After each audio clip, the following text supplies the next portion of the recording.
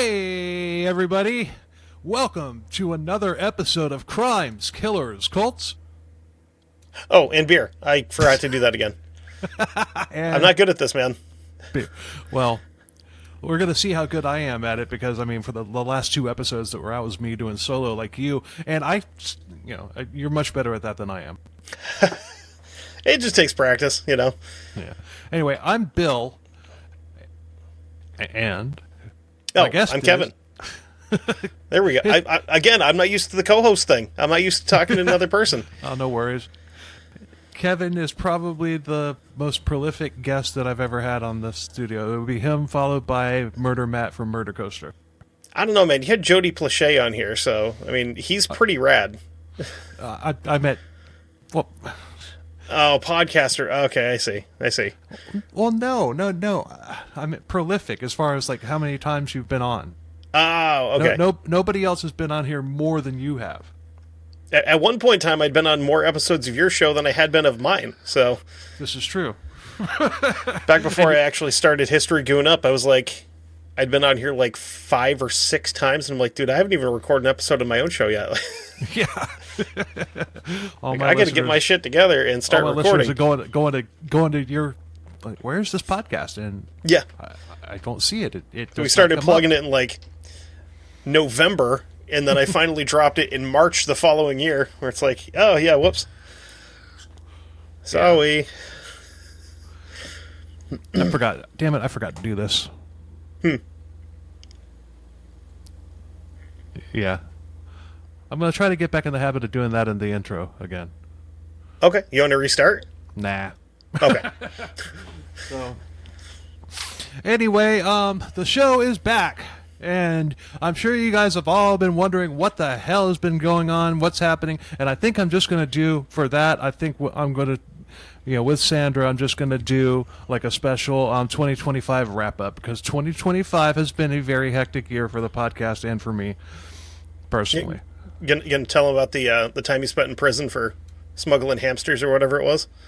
Across county lines? Maybe. Damn, I asked you not to tell people about that. Sorry, man. I got a big mouth. I couldn't keep it in. Damn. It was gerbils. Oh, sorry. It's a small rodent smuggling ring, one way or the other. So, but before the show gets back to normal... we're going to do something a little bit abnormal, and History Goon Kevin here is going to take lead and tell us a story. So what do you got for us today? I really don't want to tell this story, because this guy sucks, but they all suck. I guess if I have to. He's such a scumbag. Oh, God. He is. Anyway, so I'm going to start it off how I would normally start my show, where I start with a quote, and then I get into the story.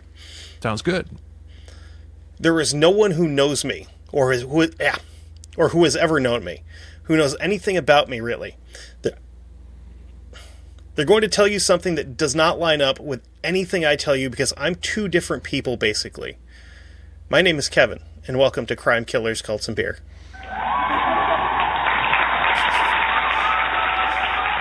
Alright, so, the best place with this story to start is right towards the end of it. March 16th, 2012, Lufkin, Texas, which coincidentally is where I got my dog from. He came up from a rescue out of Lufkin, which is kind of cool, but not more recently. He's only like 6 months old, but anyway. Mail order bitches?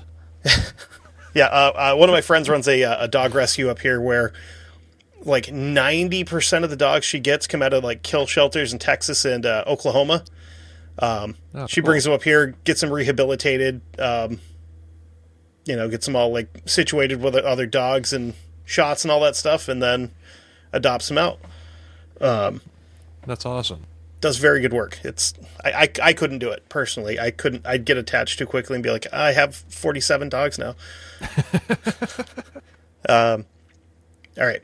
Police pull over a vehicle matching the description seen on an ATM camera after a debit card was used that belonged to a missing Alaska woman named Samantha Koenig.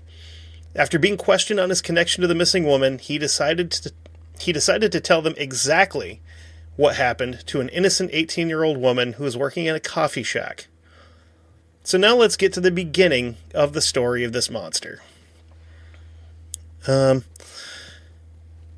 Because I was still very much at the stage of I need to source all of my material when I do an episode. My research for this came from a book called Devil in the Darkness, The True Story of Serial Killer Israel Keyes by J.T. Hunter. And spoiler alert, I read this book like almost 10 years ago at this point in time. If I remember correctly, it was a little dry, but, you know, it is what it is. A lot of good information. Israel Keyes was born January 7th, 1978 in Richford, Utah, to Heidi Hankinson and I got his name backwards. John Jeffrey Keyes. They've been married for about 3 years at that point in time. Keyes. What's that? John Jeffrey Keyes. Yeah, I almost went Jeffrey John Keyes, but it's not that it would matter. It doesn't really matter, but still, his parents must have hated him. Oh, we'll get there. Believe me. No, I mean John Jeffries. Oh, yeah. John Jeffries' parents. I mean, yeah. I mean, at least he doesn't have 3 first names, because that would be like a giant red flag on its own. Right. So they'd been married for about 3 years when they had Israel.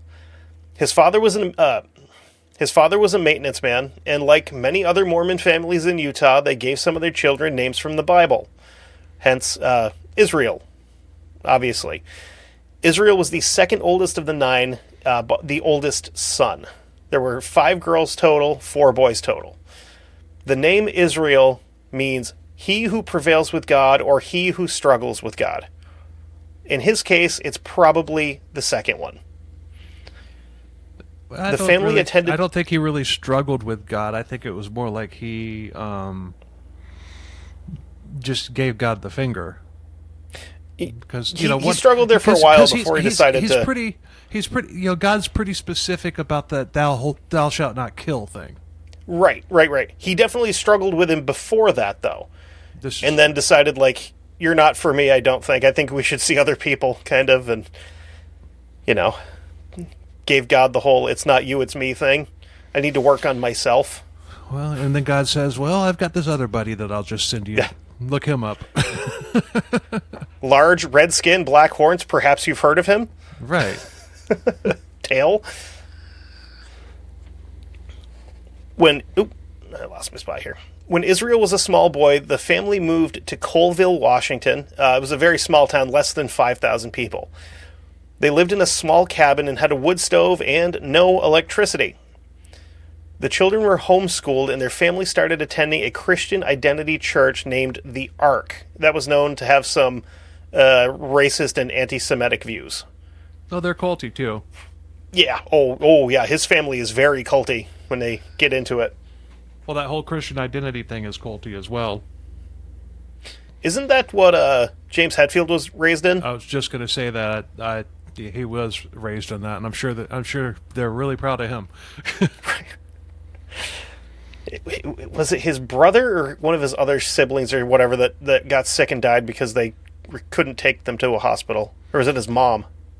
I don't know, honestly. Something like that. Yeah, and I should know this because I do have some sort of experience with that type of belief structure among a quote-unquote church. He learned that he liked carpentry and had a natural talent for it. He actually built his first little cabin when he was 16 years old, and then he would go on to work for a general contractor in Colville from 1995 to 1997. In the late 1990s, the family moved to an Amish community in Smyrna, Maine, so they went straight across the country, where they would make maple syrup and attend Amish services for a few years, but never, joined the Amish community proper. So they were hang around. Yes. They were, they changed religions like most people change socks. People who knew the family said that their mother came across as, quote, creepy and cult-minded. Yeah. Well, that's the thing about about people that want to be controlled with by a cult per se. they don't know it's a cult, but they need somebody to tell them what to do. And if they're not finding exactly what they want, they'll keep moving around until they do find it. Unfortunately, but that's just how you end up with people like Jim Jones running stuff. Yep, that's exactly how it happens. The kids would actually have to sneak out of the house to go over to friends' houses to watch movies. Their mother also wasn't a huge fan of them playing musical instruments because she believed that it was against God, which, that seems kind of dumb. I mean, it's like the cult up here that if they catch your kid running around pretending he's an airplane, any person in the group can beat them for it, so. Oh, yay. That's fun. Yeah, I bet. That's... Well, I mean, they do kind of have a point if it's like K-pop or something like that.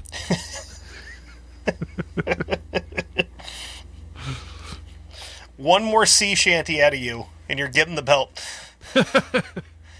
Man, my kid would get beat so bad because Stan Rogers is like his absolute favorite, and he's 3.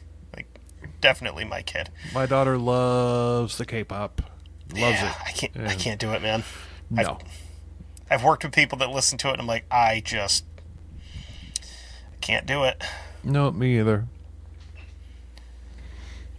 Israel was described as, quote, the prince of the family, and all the younger children looked up to him. However, when he was 17, he had a huge falling out with his parents. At this point in time, he has had enough of religion in general and declares himself an atheist. Like a lot of other serial killers, his mother was really overbearing, so when he declared that he was an atheist, he was kicked out of the house. His brothers and sisters were forbidden to speak to him. Which, again, that strikes me as being very culty, where like you've been excommunicated and you're not allowed to have contact with these people anymore. Yeah. They do. They don't take it. They don't take it too kindly when somebody defects and starts thinking for themselves, whether it's becoming an atheist or whether it's just like, okay, I believe in God, but this crap that you're spewing is not God. This is just wackiness. Yeah, evil in some cases. Yeah, in some cases, yes.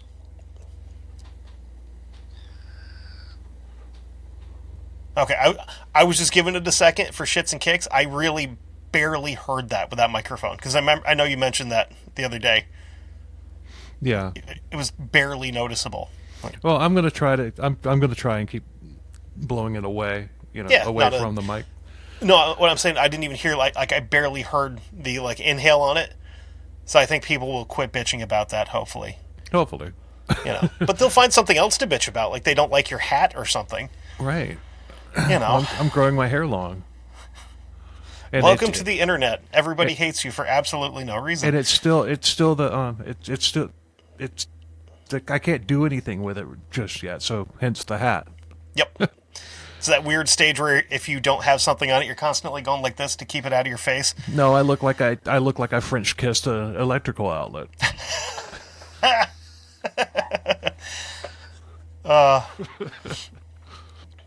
On July 9th, 1998, he traveled to New Jersey and enlisted in the Army.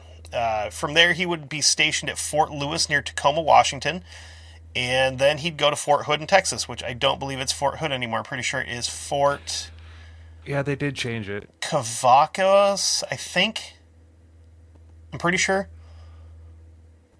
And I just talked about Hood not too long ago because he was just a terrible, terrible fucking general. Like, not just a bad person, also a very bad... What was Fort Hood's name changed to? Fort Hood was renamed Fort Cavazos in May 2023, but it officially reverted to Fort Hood in July 2025. The change was to honor Colonel Robert B. Hood, a World War I hero. Oh, okay, they changed it back. Oh, for fuck's sakes, okay. Could have at least named it after someone who wasn't a complete turd, but, whatever. That's just how politics are. It's like, well, you changed this, so I'm changing it back without doing any research into who it's named after. But well, that's how our that's how we're just going to be run for the foreseeable future. Yeah. Everything the next president is going to come in and undo everything the previous one did, and that's just how it's going to be with every Correct. president that we have moving forward. And Lord knows how long it's going to. So basically, we're going to be stuck going around in circles. There's going to be no advancement, no progress moving forward or whatever. We're just going to be stuck in a rut. Well, if we want to get really into the weeds, the last time we had a real president, they shot him. So, like, all the way to death. And they've just been puppets for corporations in foreign countries ever since then. But, Pretty much. because we didn't want to go to war in Vietnam, so we have to kill you, Right. Yep. Anyway, hashtag, but I digress. yeah. Hashtag, I can't fly anymore. Neither can I, apparently. Oh, dude, I have been down some rabbit holes recently on topics, and I'm like, oh, no. They check my hard drives. I'm in trouble. Not for anything like that, but just for, researching fucking politics. And okay. Yeah. You ordered that Start Your Own Militia handbook, didn't you? You can't order it online. I mean, I got a guy, though. And besides, I am well within my constitutional rights to do that. This is true. So, I've thought about it. I'm just too fat to do it. So from there, he would spend some time in Egypt and made friends with a guy named Sean McGuire, who he shared a barracks with. McGuire never fully trusted him. Once they got into an argument, and Israel told McGuire that he wanted to kill him. And McGuire was convinced that he was completely serious, because he was completely serious. Nice guy. Yeah. That dude got lucky. Like, I mean, let's be real. People die on military bases in foreign countries all the time. Is it possible that that he's already committed his first murder at this point? Very possible. Is that something that we're getting? Okay, spoiler alert. Is that something we're getting to, or we don't know? It's just possible. There's some speculation, but there's no, hardcore evidence just because of how he operated. Gotcha. But it is super likely that he's got at least one or two under his belt by now. Okay. In February 2001, he returns back to Fort Lewis. He got a DUI, and he only served one day in jail for it and got a $300 fine. So I would assume that he got the DUI off base. Probably. And because it's a military town, they're just like, whatever, just spend the night in the drunk tank, give us $300 and we'll let you loose. Because if he'd got it on base, they would have beat him with sticks and stuff. So even with all of that, he's awarded an Army Achievement Medal for service while he was a gunner and an assistant gunner. He later told investigators that before he enlisted in the Army around 1997 or 1998, he raped a young teenage girl in Oregon. She was floating down the river with her friends, and he was kind of stalking them from the trees. And he got to a point where he could wait for her. Then he snuck down into the water and separated her from her friends, basically grabbed her by the foot in her tube and yanked her on shore while her friends are just skedaddling down the creek, where he took her up into the woods and assaulted her pretty violently. What did the friends do? Did they report it? I don't know. I don't know. I'm guessing probably not, because if it's not there, it probably didn't happen. Right. And I don't know if she was far enough behind them that they didn't see it happen, didn't see her get yanked out of the water, or didn't hear it, or if she was out in front of them. Okay. They might have been, separated by about 50 feet each or something. Yeah, and, come around a bend and boom. Maybe they thought she just, hopped off to go do whatever. He did say he had every intention of killing her, but he didn't have any way to do it, so he put her back in her inner tube and let her float away. Nice dude. Yeah. In 2001, he was honorably discharged from the Army. Somehow. He met a woman named Tammy Hawkins shortly before he was discharged. What's that? They didn't know about the water rafting trip. Yeah, well, they also apparently didn't know about him threatening to kill his bunkmate, which is Kind of wild. What are you eating? Well, that probably came out after the fact. So after he met this Tammy woman, they moved to Naya Bay, which I believe is in Washington. By now, he's 6 feet tall, very muscular, and he liked watching violent movies and listening to incredibly violent music, like Megadeth. That's not violent. Megadeth isn't even the most violent thing I've listened to today. Yeah. Well, they got a couple songs. Yeah. Good Morning Black Friday. Yeah, but like nothing. I would be like, you know what? This is something I'm going to go beat somebody to death while I'm listening to. Well, no. I mean, music and video games get a bad rap. That's true. That's very that's very true. So he was actually pretty quiet and shy around people he didn't know, but once he was around people or became friends with them, he was completely the opposite.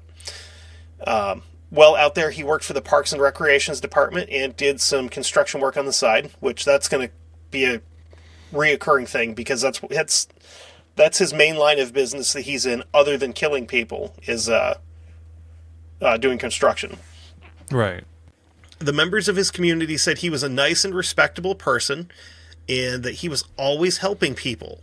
And a lot of people that listen to your show will probably understand that that's pretty common for people like this, where they are very outgoing to make sure that they're keeping the mask on.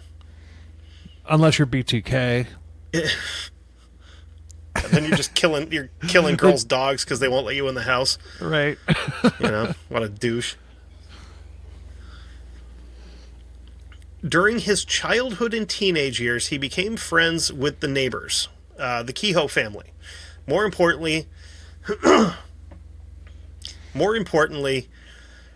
the two brothers, and I wish I was making these names up.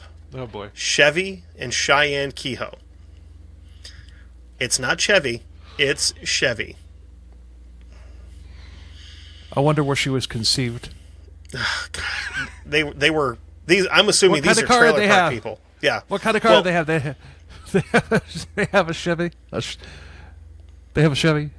Well, the thing is the Chevy Cheyenne was actually a pickup line that ran like sequential with the Silverados. Oh. So their dirtbag dad named them after his favorite truck. Reminds me of that meme where it has Han Solo and Princess Leia arguing, and Princess Leia says, "We are not naming our son Guitar." Drum was the second close one, but can't do that either. Right.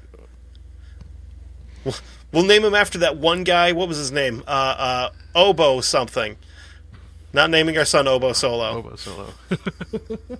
That's even worse. Because that one just sounds sad. Stop chewing on my cables, dummy. Just laying here. Jesus. This dog is like having a 3-year-old with me. So the Kehoe's father, his name is Kirby. He is a real dirtbag. So the father's named after a vacuum cleaner. Yep. Yeah, or a little pink thing that sucks. So does he. Yeah, that too. Their mother is Gloria. They pulled Chevy and Cheyenne from public school in 1988. They were raised with some pretty extreme white supremacist and anti-government views, and Chevy would go on to form a white nationalist militia to take down the government. Yay. I mean, spoiler alert, that didn't happen because we still have one. And we had a black president since then, which I'm sure pissed him off. This is true. In 1995, Chevy and Kirby robbed the home of William Muller in Tilly, Arkansas. Muller was a gun dealer who had a large collection of firearms, ammo, cash, all kinds of stuff that dirtbags need when they're going to try to create their own, white ethno-state. In June of 1995, Kehoe and an accomplice kidnapped and robbed Malcolm and Jill Friedman, who were a Jewish couple who owned a store at which Kehoe had once been employed. Then in January of 1996, he returned to the Muller home, where he and an accomplice murdered William, his wife Nancy, and his stepdaughter Sarah Sarah Elizabeth Powell, and they dumped their bodies in a nearby swamp, which is not the right way to dispose of a body. You're supposed to, like, call a coroner or something. Bring out your dead. Put him on the cart. Not quite dead yet. Oh, yes? I don't want to go on the cart. I feel happy. Oh, my God. That was perfect. Yes, it was. In February 1997, Chevy and his brother Cheyenne were involved in a shootout with an Ohio State Highway Patrol officer and a deputy sheriff in Wilmington, Ohio. And the shootout was recorded on the trooper's dash cam and was widely broadcast. You can actually see video of the shootout in an episode of the 1997 Fox show World's Scariest Police Shootouts. You could probably hunt that down on YouTube somewhere. I almost guarantee it. Probably. Chevy was sentenced to life in prison without the possibility of parole, and for his role in the deaths of the Muller family, his accomplice was sentenced to death. And another fun fact, Chevy is currently incarcerated, or at least at the time of writing this was, at the Florence ADX Supermax prison in Florence, Colorado, which is the same prison that Ted Kaczynski is in. The surviving... There. What's that? BTK's there too, I believe. Oh, I think he's dead, isn't he? BTK's not dead. He's not? That's unfortunate. No. Yeah. The surviving Boston bomber is there. If BTK was dead, See, that's one of those weird, like, Mandela effect things where I'm like, I'm pretty sure he died in, like 2011. And, but there's actually a lot of pretty high-profile people in that prison that's basically like Arkham. Because El Chapo's in there now, too, after they dug that, like, 4-mile tunnel from across the Mexican border to get him out through a shower.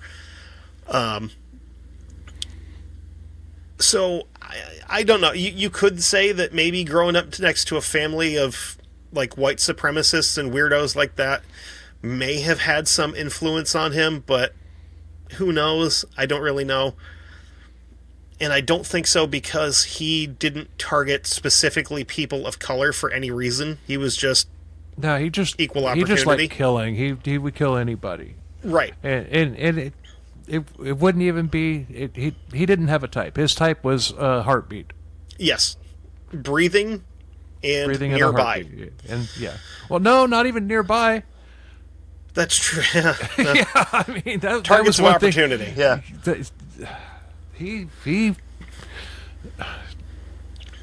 There's unsolved crimes in quite a few states, unsolved murders in quite a few states that I'd be willing to bet that he did. Oh yeah. Because his final number that they actually got him on is like peanuts compared to what he probably did. Oh yeah. I mean, realistically, from all the other stuff that he's mentioned, I would probably put him at like 35 to 40. Probably. And I mean, like when Herb Baumeister was caught, there's speculation that some of the people that Herb Baumeister killed were actually Israel Keyes victims, and possibly even vice versa. Yep. Actually, David from Macabre Emporium a couple of weeks ago messaged me, and he's like, "Oh, they just found another body at Fox Hollow." I was like, "Shit, very interesting." For Keyes or Baumeister? What's that? For Keyes or Baumeister? For Baumeister. Okay. They found another body recently on the property that his house, mansion, whatever it was on. Yeah. That's one we haven't covered yet on the list. Spoiler alert, I've got him done if you want. And it's only like 30 pages to go through. It wouldn't be that bad, you know? All right. Put a knife in that. So, during his childhood years, Kehoe would walk around with a pistol... Keyes. These stupid names. Would walk around everywhere he went with a pistol. At the age of 14, his grandfather gave him a .38 caliber revolver, which he outfitted with a homemade suppressor, because I refuse to call it a silencer, because that's not what it is. Nope. He and his friends had a little habit of breaking into houses and burglarizing them. Just, teenage fun stuff. Boys will be boys. Yes. At a fairly young age, we don't really know, probably, 12 to 13, he killed a family pet cat that kept getting into the trash. And he did this with an audience. He brought a couple of friends out there. And after seeing how the other two reacted to him shooting this cat like 6 times, that's when he realized that he had to hide the real him from everybody else. He couldn't be himself, his true self, around other people, because they were like, oh, this guy's a monster. On November 13th, 2002, his father passed away, and Keyes attended the funeral. Later that year, he separated from his girlfriend, who then took their daughter, and he kind of goes quiet for quite a while, and that's kind of concerning. Yeah. Because this story picks back up in 2006. So that's 4 years unaccounted, basically. 3.5 years, I guess. How much did he travel during that time? Oh, a lot. Yeah, a lot. And he started traveling by taking part in marathons. Really? The marathons themselves are not important right away. But... No, did he do like the Boston Marathon? I mean, that's kind of important. Oh, no. The fact that he's running marathons isn't important. It's the other things that are going to happen while he's attending these marathons that are. Oh, yeah. Kind of like Larry Hall when his Civil War reenactments. Yep. Or if you want to go fictional, the Trinity Killer. Right. Not building houses. Just building houses, though. That's it. You know he actually killed in 4s? I thought it was 3s. Nope. He killed in 4s. Interesting. You need to rewatch Dexter. I really do. He killed in 4s. It's at this point that he began making numerous travels for unspecified reasons. In 2007, Keyes opened a new business called Keyes Construction, which was incredibly reliable, and according to a former employer at a construction company, he was laser-focused, reliable, and very, very good at his job as a general contractor. Now, let's get into the crimes. Now that we have his background, and as of right now, I'm about halfway through this. Keyes committed his first crime sometime between 1996 and 1998. Well, he was still living in Washington. During the period where before he got prolific, he hinted at killing 4 people in Washington state, a couple and 2 separate individuals on different occasions. He starts to realize that if he keeps killing in Washington, eventually it would begin to show a pattern, and he would be caught. So 2009 rolls around, and this is when he starts to change his ways. He begins traveling the country. He goes to California, Texas, Chicago, New Jersey, New Hampshire, and Vermont. And I save Vermont for last because I've got a semi-personal story linked to this, unfortunately. Did you go get work as a male stripper and get propositioned by somebody who later found out was a serial killer? I didn't, but I'll tell it when I get there because it'll make sense. On these trips, he would begin stalking people, and he did this from a distance so he wouldn't draw attention to himself. He planted what he referred to as kill kits in areas near his intended victims so he would have quick access to his items. Well, yeah, the kill kits were basically, duct tape, twine, knives, gun, cash, everything that you would need, but he would put them in sealed 5-gallon buckets and bury them. Bury them, and that they're talking about all this money that not El Chapo, the other one, the other big drug dealer from Colombia, Escobar, Pablo Escobar, but they're talking about how he hid money in the ground and everything, and it's probably deteriorating right now. It wouldn't be if he had used 5-gallon buckets. Right. You know, a wild story with him? At one point in time, he was making so much money that he was spending $5,000 a month on rubber bands. Yeah. And he also may be responsible for part of the deforestation of the Amazon and some like species die-offs and stuff. Yeah. Because he had hippos. And the hippos got loose into the Amazon. And when they poop, it's toxic to fish. And it's killing off like giant chunks of fish. And they can't go in and remove the hippos because some idiot in Washington, D.C. decided that these hippos have human rights. And you can't tranquilize a hippo because, believe it or not, they don't float. They sink. So if you tranquilize it, it'll fall asleep and drown. Why is a U.S. politician dictating what happens in Mexico or Colombia or wherever? And and why can't? And thank God that guy's never taken a trip to the frickin' Everglades. You might decide that Burmese pythons have human rights. Oh God! If he does that, you guys are done for. We're done. Yeah. Human rights for kudzu across the South. But can you imagine if you were just, if some construction worker was just digging or whatever and found this mysteriously buried 5-gallon bucket, opened it up and found one of his kill kits? What do you do with that? Do you sell it? It would depend on what was in it. Because if there was interesting items in there... There's going to be cash, there's going to be a gun, there's going to be ammunition, there's going to be a knife, there's going to be twine, there's going to be duct tape, there's going to be probably a tarp. Well, I mean, I can use all those items personally, so I didn't see nothing. True. But could imagine like if you ran fingerprints on it and you found it was definitively Israel Keys because his fingerprints were on it or whatever. I mean, imagine how much a true crime collector or like a true crime museum like the one in St. Augustine or whatever would pay for that.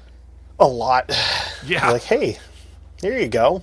I bet you could find pictures of his fingerprints online too, and you might be able to find somebody to match them for you. Ooh, put your own. You got to. I'm going to go to Essex and start digging. You got to be careful though. If you make a 5-gallon bucket with the logo, put the logo on it. You got to make sure that you're using Home Depot's logo from that time. Funny you mention Home Depot. I'll get there. I promise. Okay. So he had these kill kits all over the place, and you already went through everything in there. The only thing you missed, and I'm disappointed, is you missed the drain cleaner. Which, yeah. Well, I mean, come on, Bill. I haven't really researched Israel Keys very much, especially when I found out that my good buddy Kevin here already had a script ready. No, but you nailed it. Like, everything on this list, the only thing you missed was the drain cleaner. Pretty not bad. It's almost like you've talked about psychopaths like this before. I do a true crime podcast. It reminds me of that episode of It's Always Sunny in Philadelphia, where Dennis is going to the back of his truck. I need my things. You're what? My tools. My items that I have in case I need them. Yeah. Fucking duct tape and zip ties and stuff. In April of 2009, he robbed the Community Bank branch in Tupper Lake, New York. And this is right around the same time frame when a woman named Deborah Feldman went missing from Hackensack, New Jersey. In the grand scheme of things, Tupper Lake and Hackensack are not really that far apart, like 3 to 4 hours, I think. I could be wrong. I could do an ADD break, but I don't want to. Nah. Later on in interviews, he said, quote, like when he was asked about her, said, quote, "I don't want to talk about her right now." Which, I mean, if I was a cop, I'd go, okay, I think guess we'll what circle you're back going to to this do. one. Yeah. So Deborah Feldman was an alleged sex worker and drug addict who went missing April 8th, 2009. So, let's see here. April 2009, robbed a bank, not far from there. Also, April 2009, a woman went missing. I think I'd be looking into both of those. But so now we're going. Oh, okay. I thought you were alluding to something. No, I'm like, if I'm a cop, I'm going to go, that's the same month. Yeah. Let's take a look. So now we're going to jump ahead 2 years to June 8th, 2011 for his next actual confirmed murders. After... Oh, Jesus. Got stuff going on my eyes. After planning his kill kit earlier in a wooded area just 2 miles from the Courier home in Essex, Vermont, Israel Keyes made his way to 8 Colbert Street, which is a 3-minute drive from the Lowe's home improvement that I used to work at when I was up there. Oh. So now is probably the best time to do it. So I worked at the Lowe's where you can almost see their house from there. I was pretty frequently in the Walgreens, which is the last place that I believe her name is Diane. I'll get to it when I get there. But that's the last place where the Mrs. Courier was seen. Was at this Walgreens right on the corner. And then after I left Lowe's, I started doing pest control for a multi-billion-dollar company that drive around in little white trucks with a red diamond on the side of them. I did service on that road. Hold on, I don't mean to interrupt. Down here, there is... I can't remember the name of the company, but they drive these yellow VWs with, like, mouse ears on the top of it and tails coming off. I'm not kidding. I am not kidding. Oh, damn it. That's awesome. I want to go work for them. That sounds great. Check that out. You're shitting me. Nope. Oh, my God. Truly Nolan. And I can't see what state that license plate is. That does not look like a Florida license plate. That looks like maybe Pennsylvania? I don't know. No, it can't be. Maybe one of the Carolinas or something? No, that looks to me like New Mexico or something. Oh, if they're lease vehicles, that would make sense. If they're if they're all registered somewhere else. Oh, they could be, but they're really big in Florida. I mean, they have been for years. That's insane. Hold on here. Oh, damn. Okay, so I'm seeing locations in a ton in Florida. North Carolina, a couple in Pennsylvania, New Jersey, Delaware. I'll be damned. They're all over Canada, too. No shit. There's none in Vermont, though. No. We've got Orkin or Terminex for the big... those are both down here, too. Like the big ones. And then there's a bunch of, local guys that do it who... If you're in the Vermont area and you need pest control, get a local guy. It's going to cost you a lot less money. And they won't. So, you see them a lot in Orlando. I wonder... They're not allowed near Disneyland, I would assume. Like, the mouse-eared overlord would have the driver executed immediately. Shoot him. Damn, if only. Oh, man. That'd be hilarious. You get some new guy in charge of that and everything, and he's shopping around for deals and whatnot. Truly Nolan happens to give the best deal. And they show up. Dude rolls up to the gate and gets out with a flamethrower. I'm here to commit my life's work. That's hilarious. Snow White fucking drop kicks him back through the windshield. Anyway, oh my God. Hashtag. But I digress, and by the way, you're welcome, Truly Nolan. That's fantastic, yeah. Oh my God. So he selected these people specifically because they have no kids, they have no dogs, and they have a connected garage that would make it a lot easier for him to get into the house and remain unseen. So he gets to the outside of the house, he cuts the phone line, and he could have had a couple of different reasons for this. One is that if he's heard breaking in, they're going to call 911, and the Essex Police Department, in the grand scheme of things, isn't that far from there. It would still take them 20 minutes to get there because it's Vermont police. Well, cutting the phone line, that was BTK's trademark. You know that, right? Yep. He just wants everybody to know that. Yep. And I think that might be partly where he picked it up, because this guy was definitely a student of the game when it comes to all that. Oh, sure. But I just had to get, yeah, that was a straight one. Kind of like his glass of water, you know. And actually, Keyes probably did it for the exact same reason that BTK did, because if they have an alarm system, that's a very easy way to find out, because if you cut that phone line, the alarm will immediately go off. Hmm. And if the alarm goes off, you can just poof back into the woods, and you were never there in the first place. Right. It's just kids. Excuse me. Keyes then broke into the garage and found a flathead pry bar hanging off the wall. He used the pry bar to break the window in the door that separated the kitchen from the garage. He snuck through the kitchen and down the hall where Bill and Lorraine Currier were sleeping. He woke them both up, held them at gunpoint, and told them that he was... He woke them both up, held them at gunpoint, and told them that he was taking them to another location. He then loaded them into the Courier's Saturn and drove them out to an abandoned farmhouse. So, I'd had to go into a little bit of background with these guys just because, you know, it's my peoples, basically. Bill and Lorraine got married in 1985. They lived in an apartment in Winooski until 2003, which Winooski's... Most of the cities up there for me are just gross. I don't like... There's too many people, and it's just icky. I'll take your word for it. You're not missing much by not going to Winooski or Burlington, I promise. A coat factory. No, that's not even our Burlington. I think that's Burlington, New Jersey, actually. Yeah. I tried.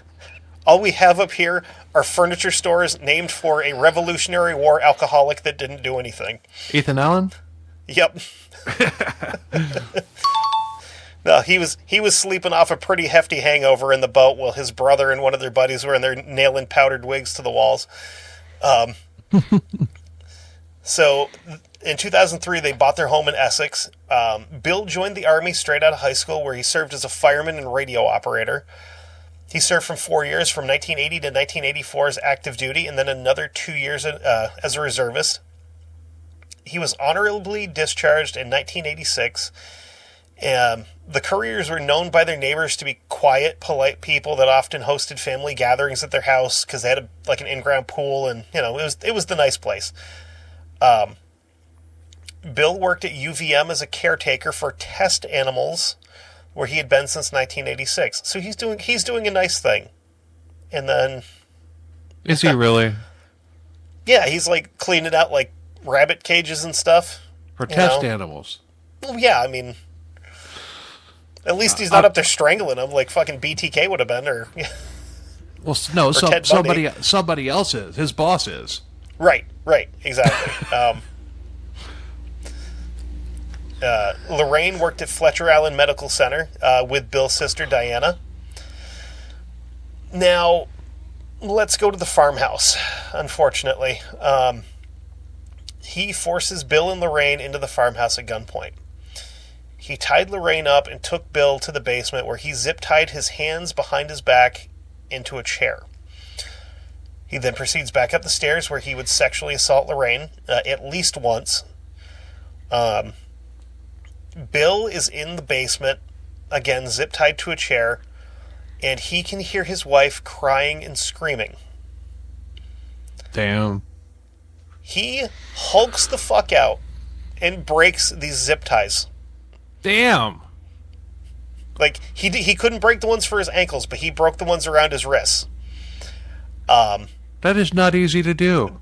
No, I mean, it's hard enough to try to cut zip ties if you don't have, like, a sharp blade or clippers or something.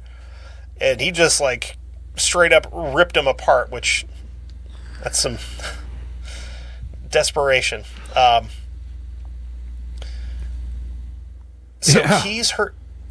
Keyes hears Bill yelling, and he goes back downstairs. This is where it gets a little confusing. There's a couple of different stories of how this may have gone down. There was potentially a struggle between Keyes and Bill.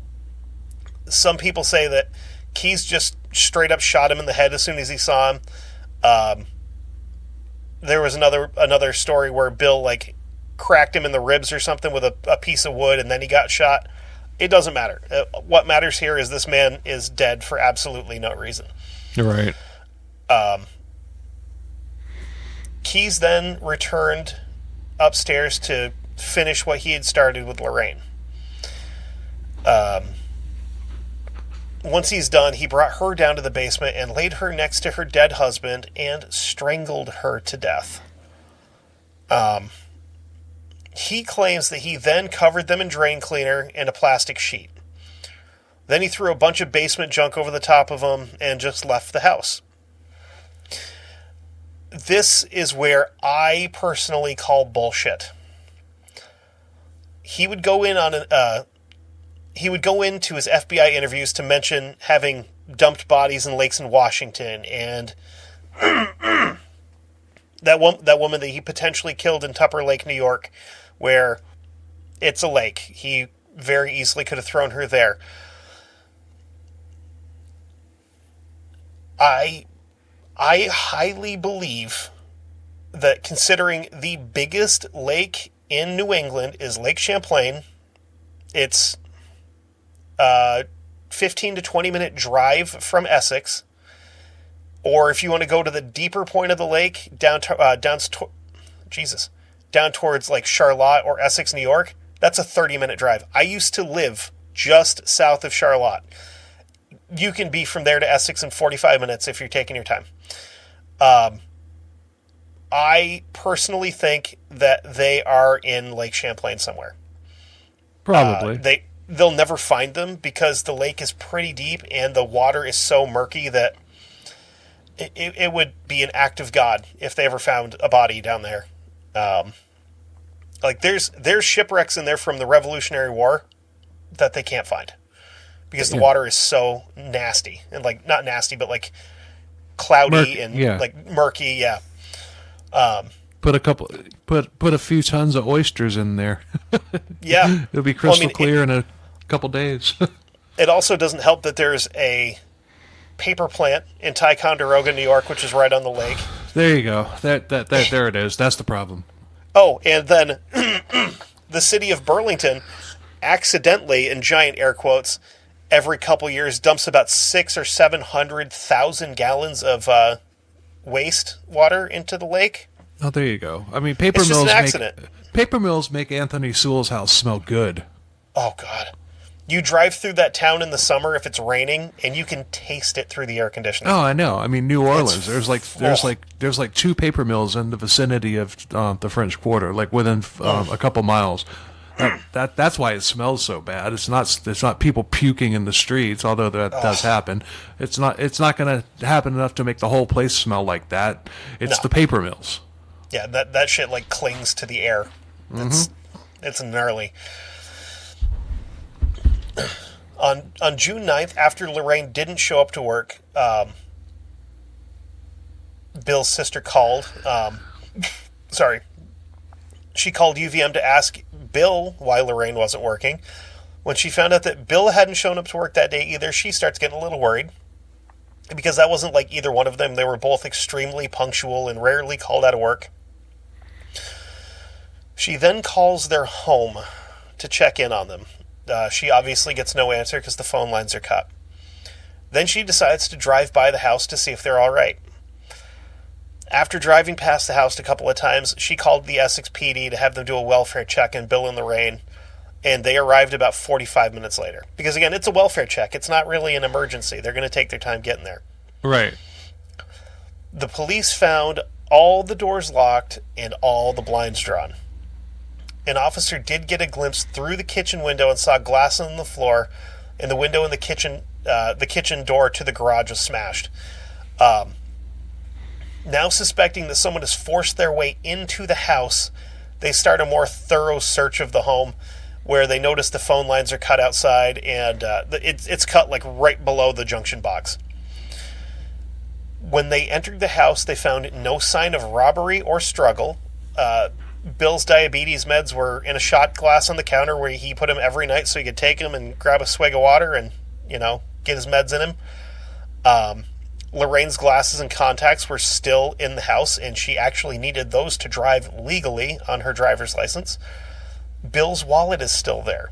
The only thing missing around the house is Lorraine's purse and Bill's snub-nosed .38 Ruger revolver. So this guy, I think a lot of his like home invasion stuff is motivated to steal firearms to put into his kill kits.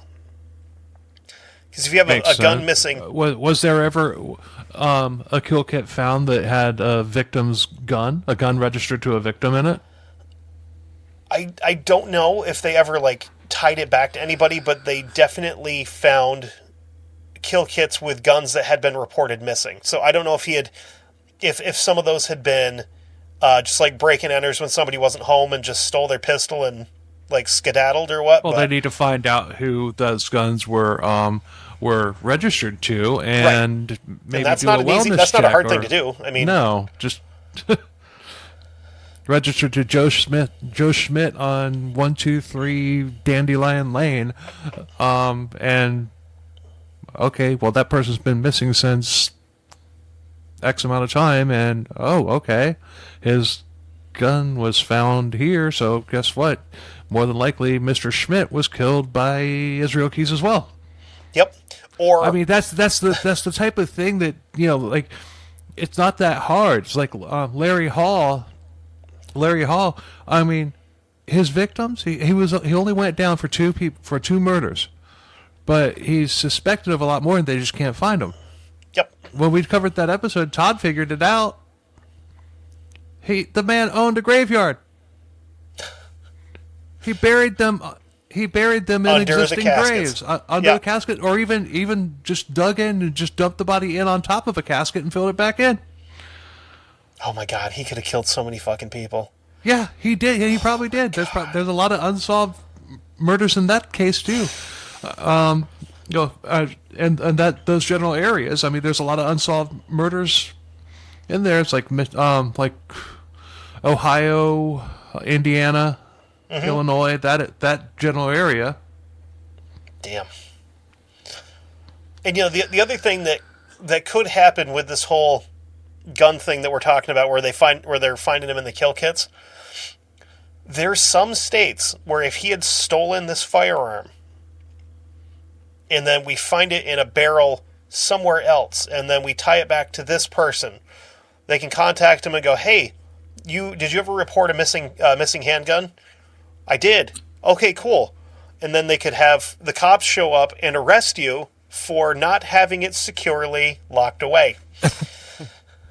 I think Colorado is one of those states where, like, if you own guns, you have to have a gun safe, and if they come into your house for any reason and they find a gun just laying around, they'll arrest you for it.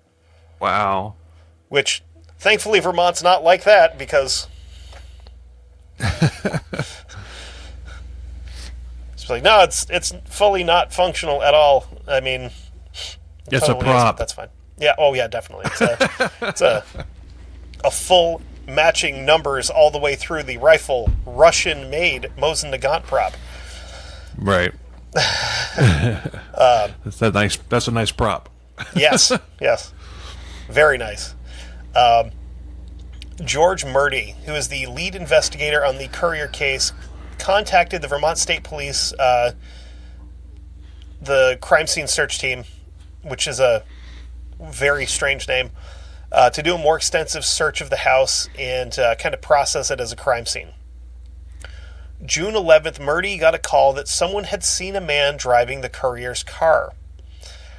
I'm guessing it was probably someone who knew the Couriers, or at least recognized the car, because, Essex is a bigger, it's not really a city, it's kind of like, well, it's a small city, but it's still small enough that you would, if you saw somebody 3 or 4 times a week in traffic, you're going to recognize the car. Then you're going to go, who's this asshole driving that car? That doesn't belong to him. Essex PD locates the car a few days after Bill and Lorraine went missing next to a dumpster in the parking lot of an apartment on Pearl Street, which is only about 5 minutes away from their house.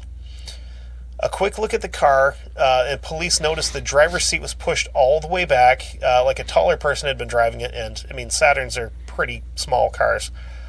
And the passenger seat was pushed all the way up to the dashboard, meaning that he stuffed them both in the back. I'm assuming her on the floor, him on the seat. The car and dumpster were taken in to be more closely searched. A piece of glass was found on the floor that matched the glass from the kitchen door, meaning that the car had been taken from the house that had been broken into, leading police to believe that whoever took the courier's car is most likely the same person that abducted them. Duh. Yeah, right? In the meantime, the CSI team at the house took DNA samples from razors, toothbrushes, hairbrushes, stuff like that to build a DNA profile for Bill and Lorraine. The police then did checks to see about activity on credit cards or phones and came up completely empty. 5 days after Bill and Lorraine Courier went missing, members went in front of the media asking them to be returned safely. And they went to, I believe that would have been WCAX, because I remember seeing it on the news. Damn. Which is our local CBS affiliate. August 15th, George Murdy had contact with Bob Drew, an FBI profiler, who said that the couriers were most likely dead at the hands of a white male who had most likely had contact with one of, if not both of the couriers, and they had been the target of the crime, and it was most likely personal and carried out with a firearm. This guy couldn't have been more wrong on the motivation, because he had no clue who these people were. If you have a random murder pop up and everything random in that area, you're gonna try and profile it, and you're gonna try and figure out what the motive might be. You don't realize that you're going from literally a cross-continent killer. Right. You don't realize that that's what you're dealing with here. This is just a one-off. This is just So then they figure, okay, it might be gang related, it might be drug related, it might be burglary related, it might be, sexually related. Whatever. Yep. Whatever you can derive from the evidence on the scene or whatever, you can. You're going to do that, and if you're right, you look like a genius. If you're wrong, you look like an idiot. Correct. I mean, in this case, he's like 50-50. So, I mean, a white dude with a gun, that's a pretty good guess when it comes to, a abduction/homicide, especially in the state of Vermont, because it's like, I think we're like 99.2% white up here. We're like the second whitest state in the country, right after Maine. Oh, damn. Nobody wants to live here. This place sucks. Like, it's expensive. It's cold half the year. Like, all right, let's see. So, Murdy took the FBI's advice and began gathering, Jesus Christ, and began gathering reams of information on the couriers and tracked their lives back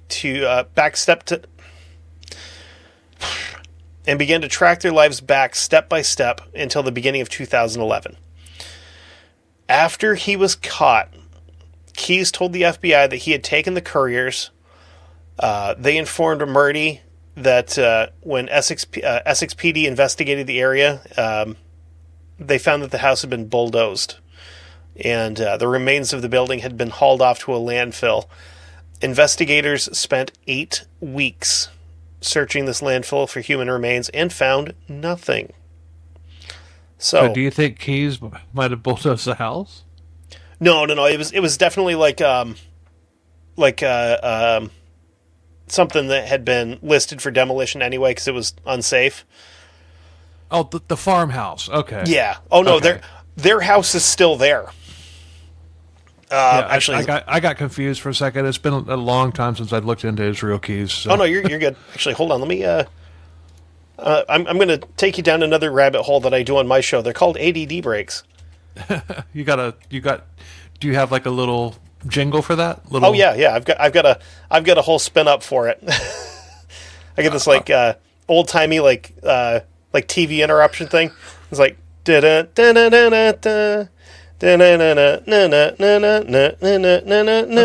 set it up. Send it to me, and I'll throw it into the episode. I can do that. Okay. Matter of fact,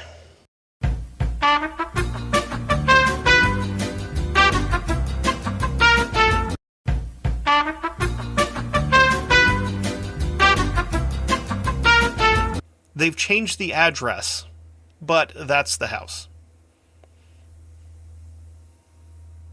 Not what I was picturing. No, and if Not you were at to all. go Which one is it? The 2-story? this little gray one right here with the red car. Okay. That's the house. Honestly, that 2-story was kind of what I was picturing, to be honest with you. No, so he came in through the side of the garage over here. Their bedroom is one of these back rooms, either here or on the back side of the house. But if we go further down the street here, where was the farmhouse? The farmhouse was on. I don't remember where. It wasn't in Essex. It was like. Oh, okay. He took him a good distance away. Yeah.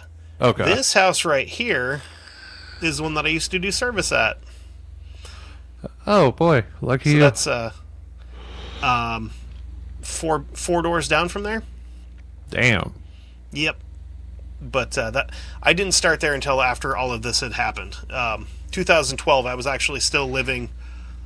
About 5 minutes from where I'm sitting right now. But yeah. Huh. Yep. So, good times. Oh yeah, definitely.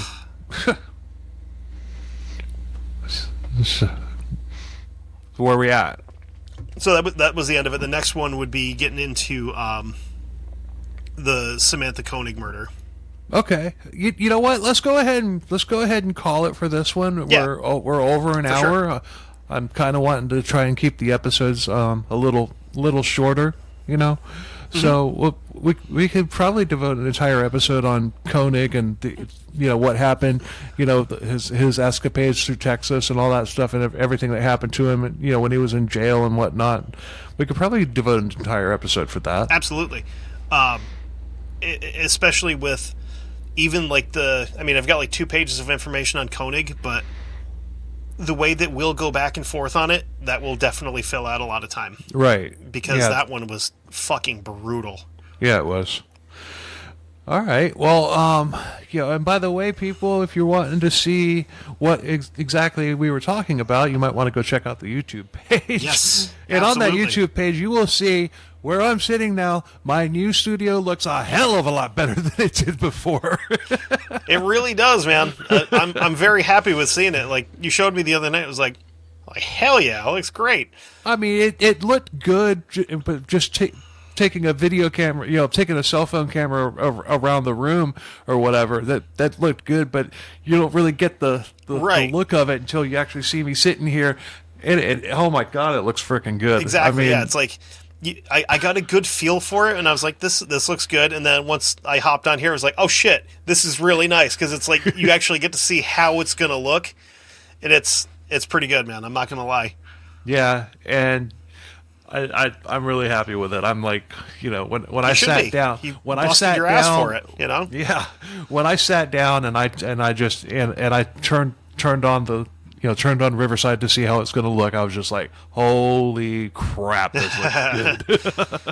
I think this is the first time we've recorded since I redid my backdrop, so it's not just my, 3, things of books behind me. I was like, yeah, I got to do something. And I went with the theme of violently historic.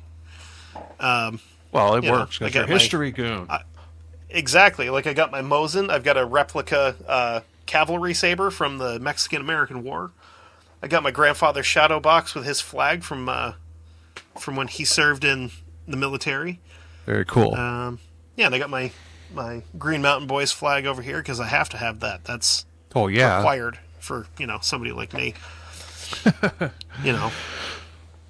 So, all right. Tell them a little bit about your podcast, if in case we might stumble across a new listener. Yeah, absolutely. So my show is called History Goon, as you can see from the bottom of the thing on my side of the screen, where it also lets you know I'm a mediocre podcaster. I am. I'm awful, according to Christopher Wood. I don't know. Do you remember the time that when we were recording on mine and I just changed yours without you noticing it? No. It went from CKCB Bill to I just put it to my name Bill. I do not recall this. So that means that episode is out with it on there. You had got up to go to the bathroom or something, and I'm like, this is going to be funny. And I'm just like, my name Bill. I never noticed it. Because... So, let's see. So my show's called History Goon. As of right now, I have got 34... I'm sorry, I'm not spacing off. I'm looking at my whiteboard, like consulting, where I have everything released. I've got 34 episodes out. I'm out to the public. So that means I'm 4 episodes into my second season. I've got one more episode coming out this year, if this goes out before the end of the year, for the Bay of Pigs operation and Operation Northwoods, which I got a little in the weeds on that one when it comes to conspiracy theory stuff, but that's a lot of fun. And then I'm starting next year off with just a real piece of shit. So if you want historical scumbags and you're interested in the Civil War, definitely give me a look beginning of next year. Okay. But I do everything from a lot of World War I, a lot of World War II. I've been trying to get a little bit more into like antiquity, like older stuff. This season is the first time I've actually jumped into the Revolutionary War with the guy that I just released. And man, I've got a lot of stuff like in the pipe here. Matter of fact, I recorded 2 episodes today before I recorded with you. Oh, damn. Well, this episode, for continuity's sake, if you're listening to it, it was done on December 26th, and my goal is to have it released before the year's end. So, hell yeah. Yeah, I've recorded 3 episodes in the past 4 days. And one of them edited down came out to like an hour and 45 minutes. Yeah, you told me it was like 3 hours or something. Dude, But yeah, and definitely check out History Goon, and absolutely. And if you listen to it, you might hear yours truly on an episode coming up in the future. Yes, I'm hoping this season. I've got like I said, I've got my first 10 episodes, like pretty well set in stone, because that's all the slots I have on my whiteboard, and then from there I have to erase and rewrite everything so I can do it 3 times, because that's how my OCD works. I want to get you on there at some point this season, though, because we have a dude to talk about. Oh, we do. We have a dude. We do. Nice. It's gonna be interesting. I am intrigued.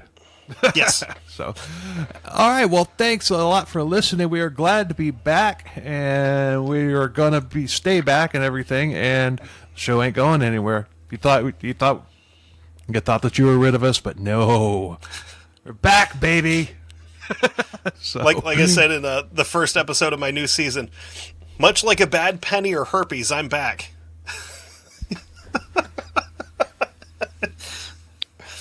You thought you got rid of me, but here I am. I flare up every once in a while to make your life uncomfortable with. If I had been drinking beer, I would have spit it all over on that one. I would have lost it. But no, I'm just drinking water.